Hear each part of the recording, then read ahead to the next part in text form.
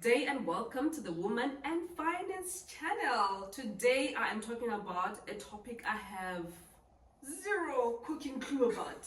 All I know when it comes to this topic is that I'm not really big on cars and I want to only save money. So the car that I have, it just needs to be affordable. That's as far as I go. And today I have Kumbi Mtshakazi, who is a motoring expert. And we are going to get into this topic. This guy, I mean, if you go to his website, it is cars on cars. If you follow him on social media, it's just cars. Isn't that the dream job for a guy? It is. I think most guys want to always be associated with cars. Yeah. But I mean, we can't really box all the guys. Some Yeah, guys want, true. Lifestyle, whatever. Yes, But cars, yes. It's quite fun, really. I can imagine. Then you get to test drive a lot of cars. They give you cars sometimes. Yeah, so every week I'm in a new car. Where do I sign up for that one? I'm in a new car every week. Quite some days are better than others because one day you're in a performance V8 and then the next day you're in a 1 liter picking anything. What is that? He's speaking French right now. But it's quite fun. I think it's been an amazing journey so far. Yeah. No, and also it's just been incredible to watch you because I've been following you. I don't even know how I got to. Yeah. But I was like, there's so many cars. And I think maybe you were reviewing the Ford Ranger or Ford at some point. And Ford had given me a car for 6 months. And I just went on your page and just cars and cars and cars. So it's really just been amazing to watch you as well. Before we get into the interview, there are 6 questions I want to ask. Just to get to know you a bit better. So, people can relate. Yeah. All right. So the first question is, what was your first big purchase? My first big purchase was my apartment. That was the first thing that I purchased, and that was like, geez, you're putting on your big boy pants, man. Like, it feels so like, that whole experience, finding things, money going off your account. Yeah, no, that thing, I think we need more education on that. Yes, especially coming from a background where you're not really taught about it. And I can imagine my experience if it was like that difficult, right? I mean, I've got parents who've, purchased properties, etc. But now doing that as my own, right? And with the little knowledge I had, it was quite like such a daunting process. Right? But imagine somebody who has no clue whatsoever. Like, I think there needs to be more school education. Absolutely. And that's the reason why my channel is here also, to educate you about these things. All right, so what did you do with your first paycheck? Do you remember? Yeah, I do remember actually. I gave my mother most of it. Oh, that is wonderful. I hope my babies also do that one day with me. That's much, but like, it was like 6,500 rand. I love that one, I just don't remember. Oh no, that is brilliant. What would you say is your dumbest purchase or a financial decision you're not really proud of? We all have one thing. My first car, my first official car was a BMW 320 diesel, and back then there was no need for me to get that. Yeah, I think also God gave me signs because about 9 months later it was written off. So Sure. And I was given like a redo because insurance paid off and whatever. Thank goodness. But, also you weren't hurt. Yeah, true. Oh no. Wow. And I think it's such a good moment when you realize that actually at this stage of my life there are some things that I do not need. Yep.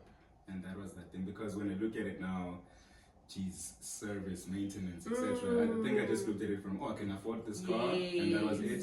Didn't know fuel, maintenance, tires. And one tire was like 4,500 rand. Yep. Then I'm like, what? Do you need 4,500 rand? And for all 4 tires, one time. No, sir.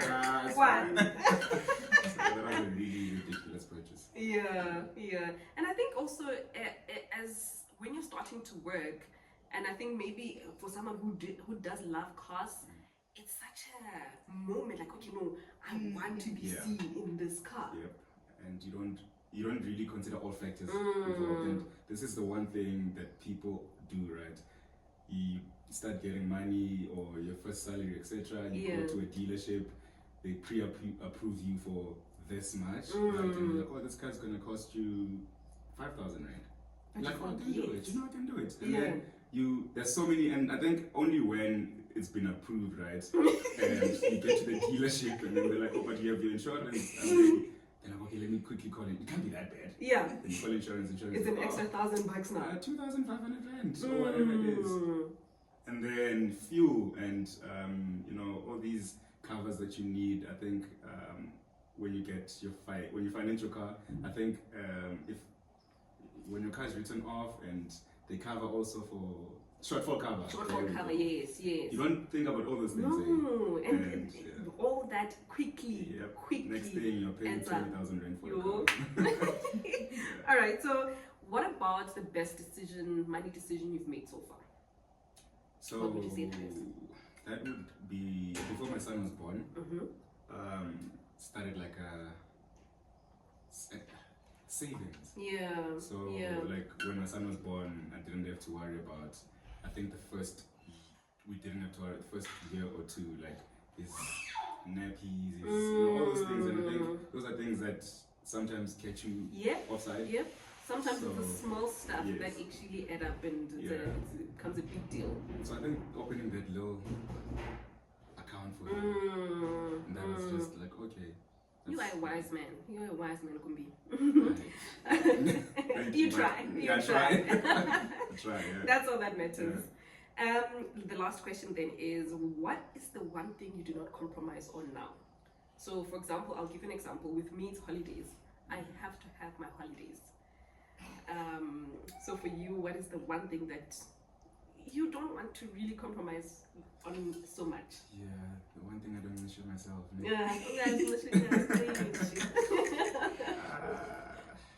Trying to think. Besides, like, constantly always trying to improve my space, like at home. I think it's just that, and like, I think my son takes a lot of my money. Kids!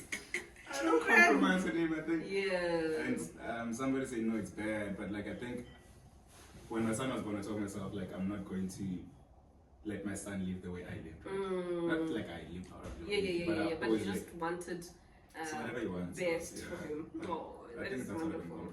That is wonderful. We love good dads. Be a good dad also. Okay. All right. So now let us get into the topic of cars. You already answered this one because the question was, what was your first car?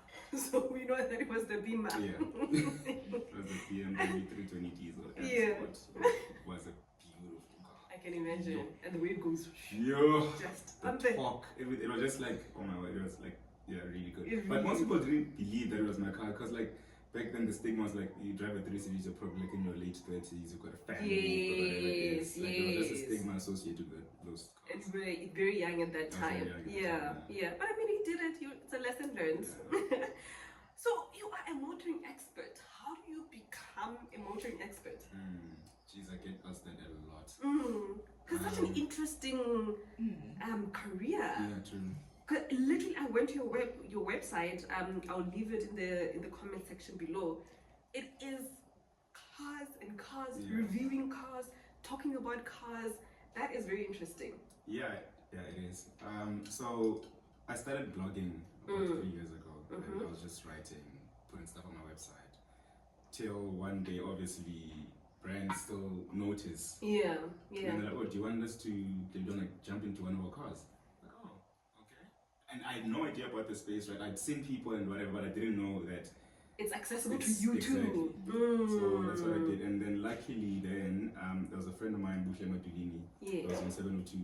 He used to have a talk show on there. He was like, dude, come through every Sunday, man. Let's just talk, sports and cars. Yeah. I was like, okay, and then I went through, and then now brands really start paying attention because like you're on such a big platform. So much. I was like, no, dude, you really need to be in one of cars. At least when you're speaking about cars, you've got, facts about it. And then that's how it started. And then that is so brilliant. And for me, it's such a testament to just start. Yeah, if you're passionate about it, you will blog about it, you will document it, And that's where opportunities come from. They don't come from you sitting in your house and saying, oh my gosh, I love cars so much. One day I want to do this. You actually just start, put yourself out there. No, you raise a really, really valid point. So I get a lot of DMs, and I think on Twitter, especially on Twitter, I get a lot of DMs. So you'll post a nice car, and I think also, why are you doing it? You know, some people just DM it because like they see, oh, you're driving a really nice performance car. Right? I want to do that as well. Then I like really do my research because I will go through people's whatever, but I'm like, you're not doing anything about it. No. You know, start doing something about it, and you always notice. I think that especially with the few women now that I've noticed, right?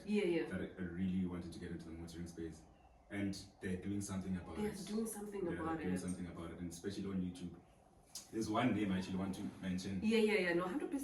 100%. Her name is Refilo, Revving with Revs. Yes. She doesn't get any brand support or whatever it is, but she, like, literally, she's a petrol head. Oh, wow. She's doing an MBA, she's doing so much stuff, right? Sure. But she's always trying to find time to get all these things. So like, that's why I mean, like, people, if you really want it, you will do it. something. Literally, I'm just getting goosebumps, even you referring to her, like, okay, she doesn't get any brand deals yet. So we're gonna repost some of her stuff even here. Just so you know, because it sounds like she's really passionate about it. Really passionate. She reminds me of myself, actually. She will go to dealerships, and this is what people don't understand. No, I don't get cars. How do you want me to start?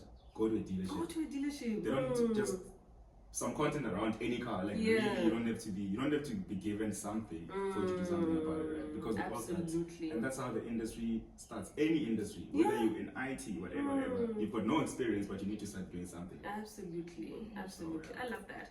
If you learn anything about this interview, learn to start. Okay. I absolutely love that. And just the perspective. I love your perspective. All right, so now SA has a culture of looking at cars as a form of status. Definitely. What are your thoughts around that? Should you buy a car because, well, this will promote me on the social circles now? And I mean, like you say, some people look at your profile like, oh my gosh, you're in different cars, but they don't understand that actually that's work. That's what so we had this conversation yesterday. I was at an event yesterday. Yes. And we're with some other brand. And the thing is, people are the Chinese brands right now that are making their way into the country, right? Yeah, like your Havals. I wasn't sure if I could mention names. No, it's okay. So your Havals, you've got your cherries that are really giving you value for money, right? Like a lot of value for money. I've seen some of the Havals. They're looking out pretty good. Out of this world. And they drive really nice as well, right? But people are like, no, I will not do it because, first of all, it's a Chinese car. Or like, it won't bring me, let me rather go get a pre-owned BMW. I'm not saying there's anything wrong with pre-owned BMWs. But let me go get a pre-owned BMW, or let me get a pre-owned Polo, GTI, whatever it is. And you're missing out on so much in a brand new car. That will value you get from those cars, right? And I always put it like hand on hand with these Chinese cars and some of the industry cars that have been like in the country for so long. And they're skimping out on so much, right? They'll give you a car and it's just literally just the base of the car. Whereas these brands are giving you everything. Like, I have seen that happen. Like it's really out of this world. So those are some of the stigmas that are in South Africa where I won't buy a car because it's not the brand that when I drive through, people are going to be like, ooh, she must have money. Yeah, which is really sad, man, because you look at Europe and other, regions in the world, and they don't, like, they just want, as long as you're driving a car, they're not very brand conscious. I have a friend of mine who is in Belgium, as I'm sure most of you have heard me talk about her. She is like, I have not seen a Porsche in this part of the world. She was so shocked when she went to the city. She was like, hey, but people around here you don't have like your Porsche. I'm like, here, you get out of this road and you will see a Porsche, you will see a BMW, you will see, and there's nothing wrong with that, but given the option, do look at other brands, don't be like, don't think like a donkey, don't. I love that. Very clear. Do not think like a donkey. Do not just, man, there's so many good brands out there. Like, I advocate for them, not that I'm driving, like, they're really good products. Obviously, nothing is going to be a perfect product. Yes. Right? But like for the value that they offer, and also don't dismiss it just because of what will people, What people say? say. Don't be a donkey, Yeah, true. basically. Yeah. All right, so how do you find the right car as a young professional? Do you think pre-owned cars or new cars? What is your thoughts on that? So that is, I think individual dependent. Yes. Put that way. Yeah. Because when I went to get a car, I knew exactly what I wanted, and I wouldn't mind a pre-owned because I know I can do 1, 2, and 3, and 1, 2, and 3. Right? Yes. But if you don't know anything about cars and you want a brand new car, the most important thing here, go test drive these cars. Like that's the most important. Like I can tell you about whatever, no, go pre-owned, no, but just go test drive. So what should I be looking for? Now I'm saying, okay, I'm listening to Kumbi, I'm gonna go test drive this car. What should I be looking for when I test drive? Because literally, I think my version of test driving is, I think it drives nice. No, but it's supposed to drive nice. I can see. It doesn't look like there's any problems.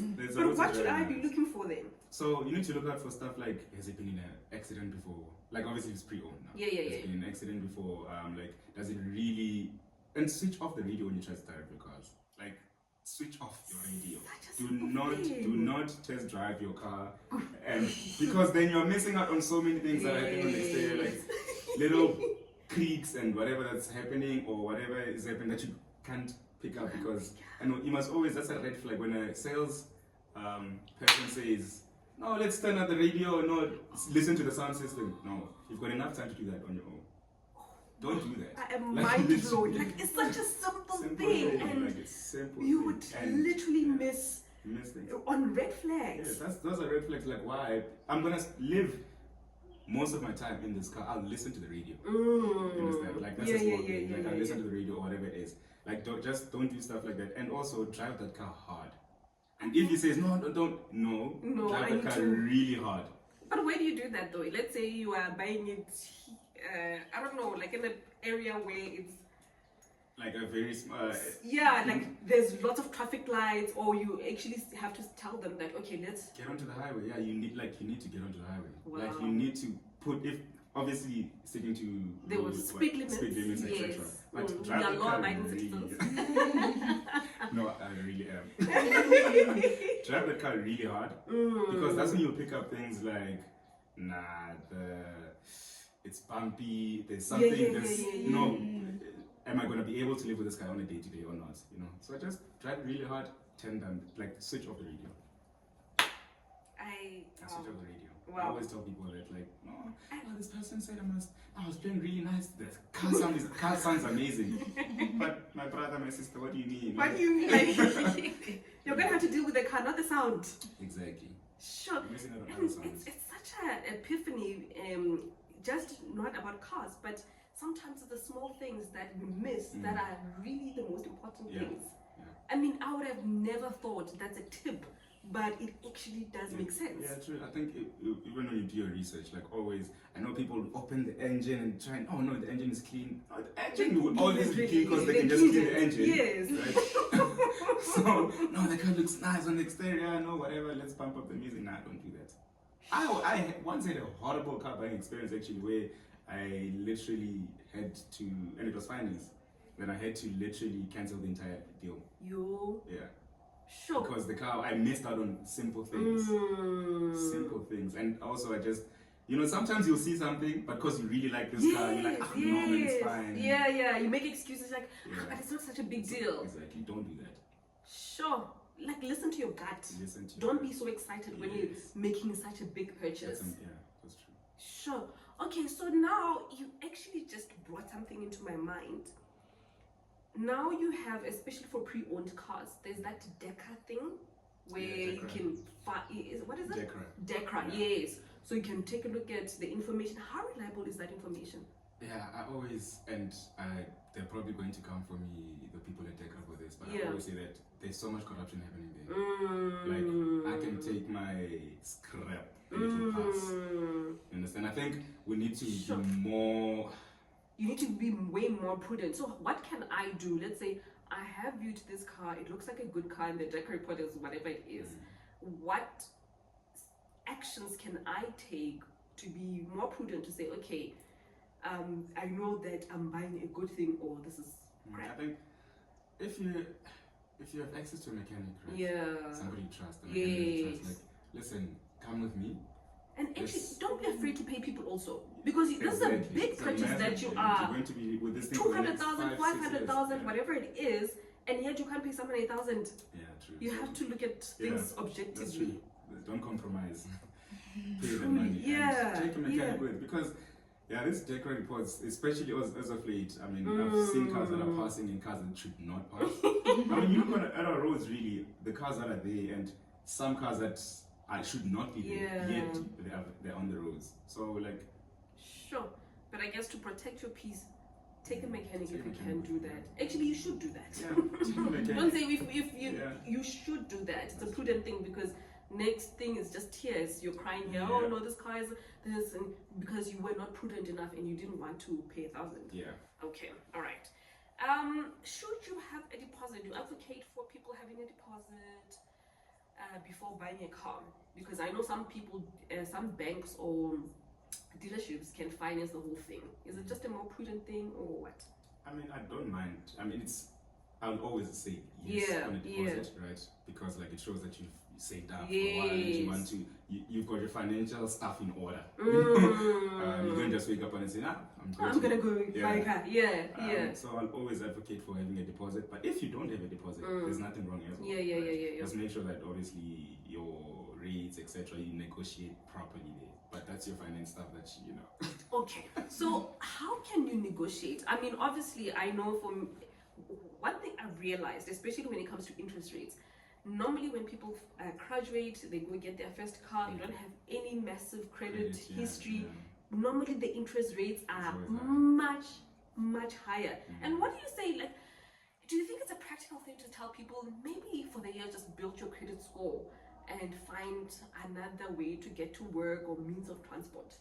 So I don't want to give financial advice. Because I also don't know, but I remember just taking out a phone contract right, before I bought my first big purchase. I mean, before your first big purchase, like we're mentioning now, surely you need some record of paying off the little things. Something. They need to see you are trustworthy. Exactly. Even if it's like a credit card of like 1,000 rand, whatever it is. And keep it within your limits. Exactly. Yeah. And I think that's what you need to do so that at least there's credit record. But it's like that thing again, like, what do you want me to... how can I get a good credit record if I don't have, like... it's a vicious cycle. Yeah. It's a vicious cycle. I think, get something small. And then just... and manageable. Manageable. And then, like, in terms of negotiating interest rates, it obviously also all profile dependent. Like, it's just like, but I don't have... But I trust you. I promise I can pay. But I can't show you that I can pay because, like, it's just... like they will never. They will never. So is it sort of wise to go through the bank or the car dealership? Have you seen the difference in the two? So if you're getting financing. So when I got financed for my car back then, I financed through Westbank. And I could have done that through BMW Financial Services, but I didn't really notice a difference in terms of like interest rates. Yeah. In fact, Westbank was cheaper. Yes. It's sometimes the bank going straight to the bank, because I feel like here there's all right. Now this is one of the most controversial topics I normally have.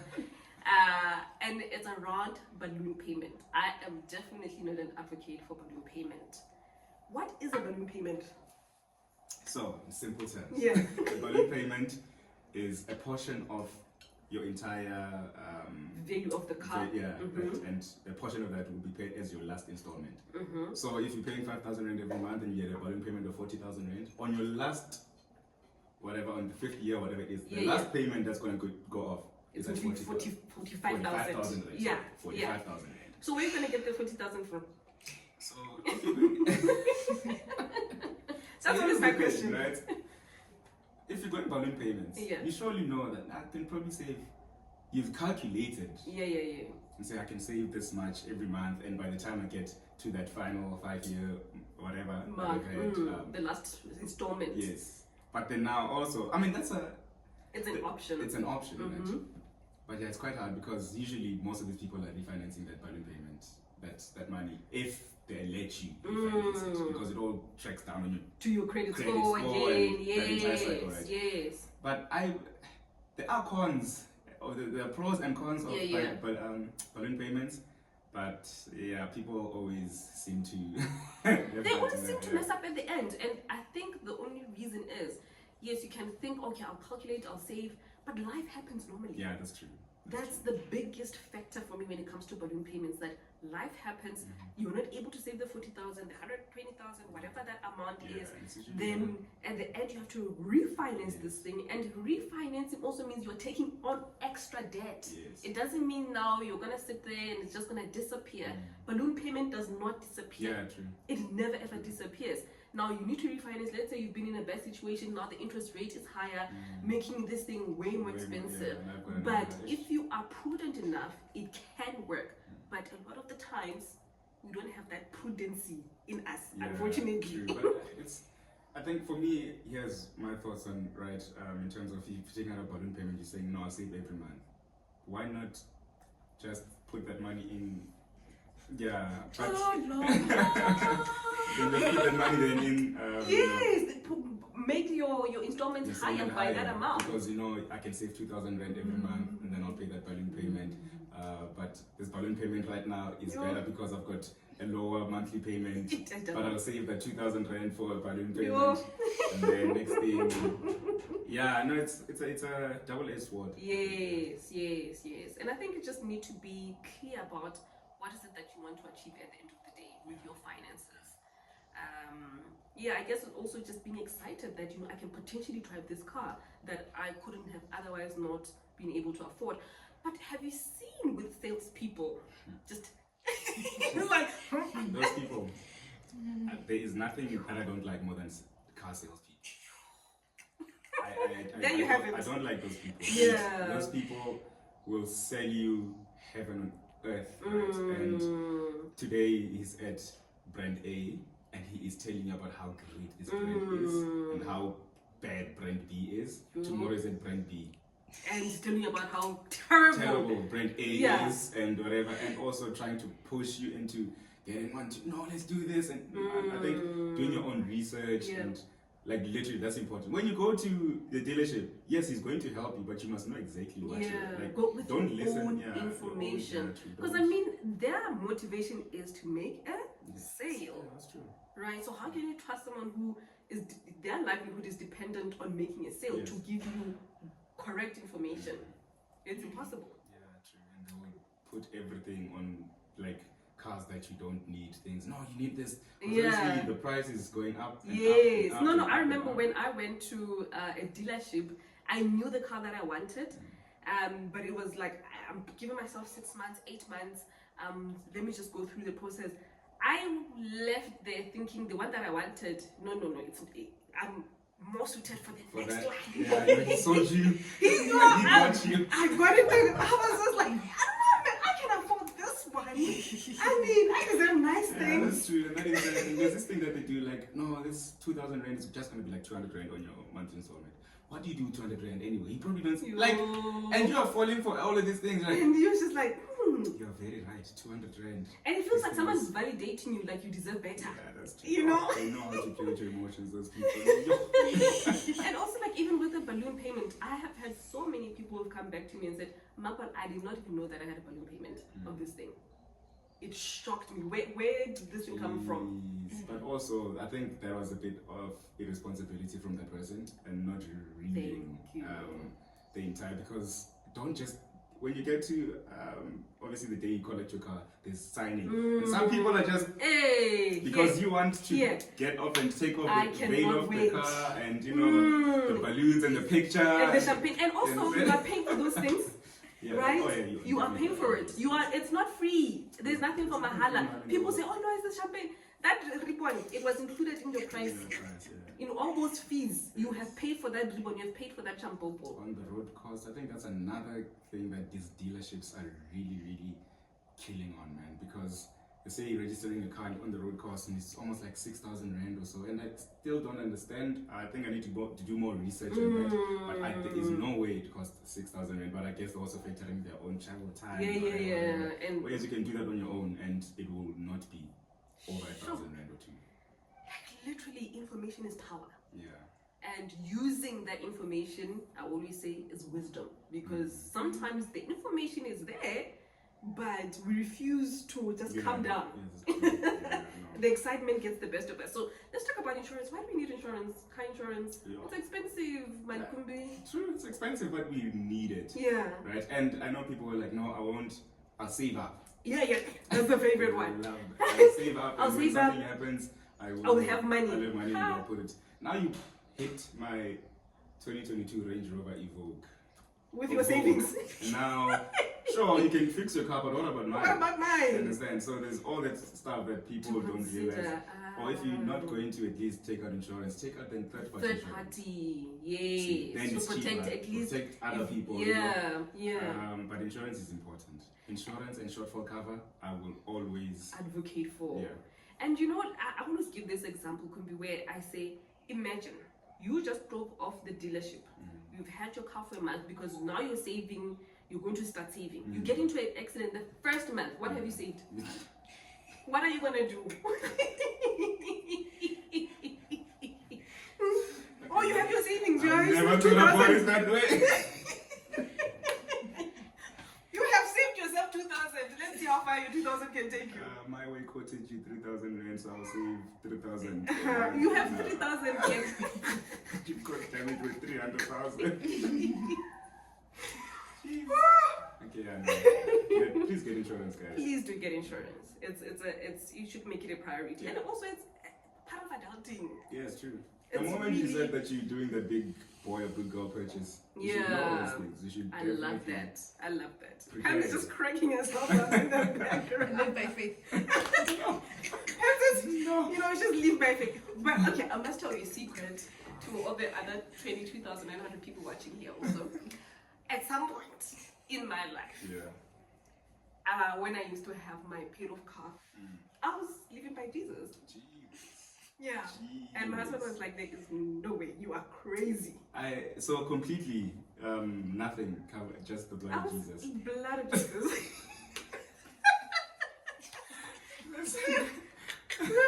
when we're dating with my husband, he was like, there is no way.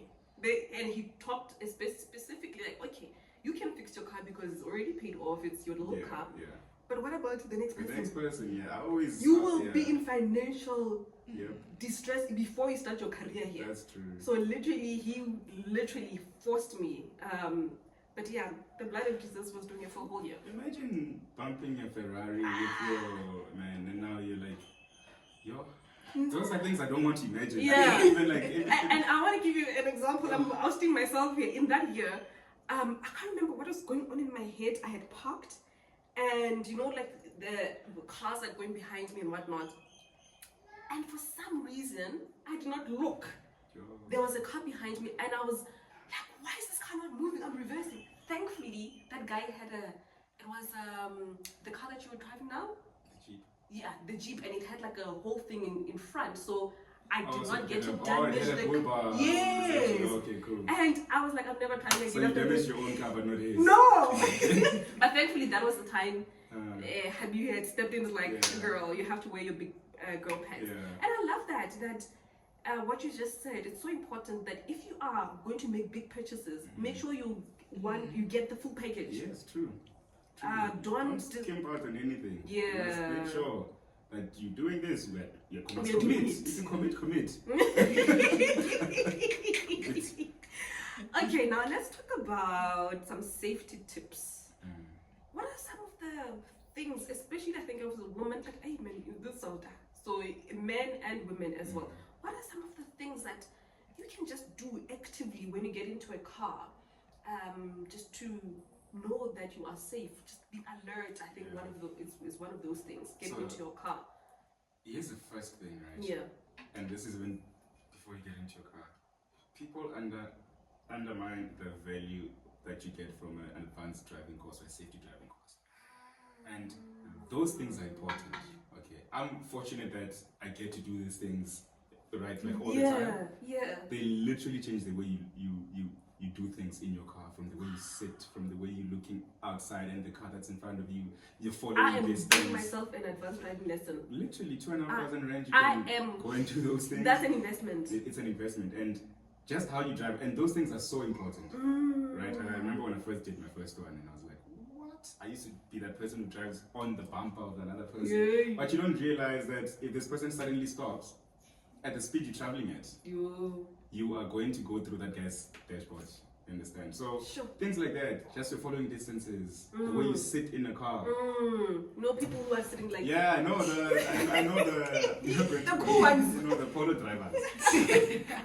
We love you, polo drivers. We love you on this channel. It's Kumbi, not me. Where you are literally all the way back and you can put your window through the back, back window. Oh my god. I think it's just things like that where you start even before you get into your car. So you do all these courses. If you're 4x4, go to a 4x4 driving course. Like do stuff like that, right? Where you are just aware. Right? And that's the most important thing, being aware of what's around you. This is where, even like in terms of being hijacked, you are less likely to get hijacked if you're very aware. Right? Because you're always looking around you, not distracted. Don't get distracted. You come to a robot, always leave space. Right? So that should, God forbid, something happen, wants to happen, you can always have space to maneuver and stuff. Lock your doors, obviously. But cars these days automatically lock themselves as soon as you get in. I think also just, what's other safety tips that I can give, man? Keep to the speed limit, man. I think people love speed, man. But that thing kills so many people. It's killed a lot. An accident can happen if you're traveling at the right speed limit. Your life can be saved by just keeping to the rules. Yeah, true. So stuff like that, I think, man, I can't really add more. I think just be aware. I think that's very, very important. Very important. And you know, for me, I think when I say it's an investment, I've been wanting to do an advanced driving. But now that you've said it, I'm like, you know what, we're definitely going to do this with my husband as well. I think we should do some giveaway. I can make it happen. Woo! Do a giveaway for like maybe 2 people or so. That is wonderful. So we are definitely doing that. We are definitely doing that. And I think, oh my gosh, that is so cool. You see, you get stuff by watching information. You know, things that change your life, and you get things also, you know, a skill. Safety, maybe a safety in a 4x4 course. Whatever, it's just a safety course. But those things are so, you come out there like really a different person. From the way you look at cars. Like when I look at my mirrors, and like also when my brother is driving, also someone else is driving, like I'm literally like, bro, please, you're too close. And that makes me look like I'm doubting you, but you know, when you do those things. Because of the information that you have now. That is so brilliant. Okay. Then the last question for you, Kumbi, is what should you do if your car breaks down, like in terms of safety? Let's say at night, God forbid, you never ever want that to happen, but what if it does happen? What are some of the things you should do? Have your hazards on. Hazards on. Visibility is important. Like oh my god. Like visibility is important. I don't just go like your car is stuck and the next thing I know where you're like, put your hazards on.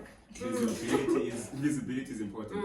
I've got a podcast on our website, and Kutso from and Mo from Metro FM. We discussed what you should do in terms of, you know, when you're stuck on the side of the road. Like visibility, obviously. Make sure you're aware of your environment. You know, lock your doors if you need to be in the car. If you're able to move from the side, obviously off the highway. Move to the side. That's important. Call your insurance. Call your insurance. You see, you need insurance. You see, literally they can be the first people. Or somebody you trust, you know. Just to be like, listen, I'm stuck here. Here's my location, etc. And then you will get help. The AA, you know, stuff like that. And if you ever find yourself in an accident, what are the first things you should do, hoping that you're fine enough to be to make some decisions? You know, you're not hurt.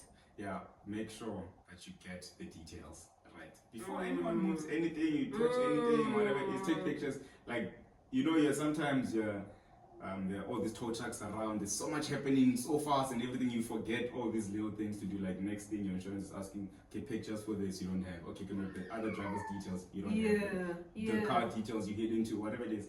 Note everything down, and then you should be good. Like, and do have insurance. Have insurance. Like honestly, have insurance.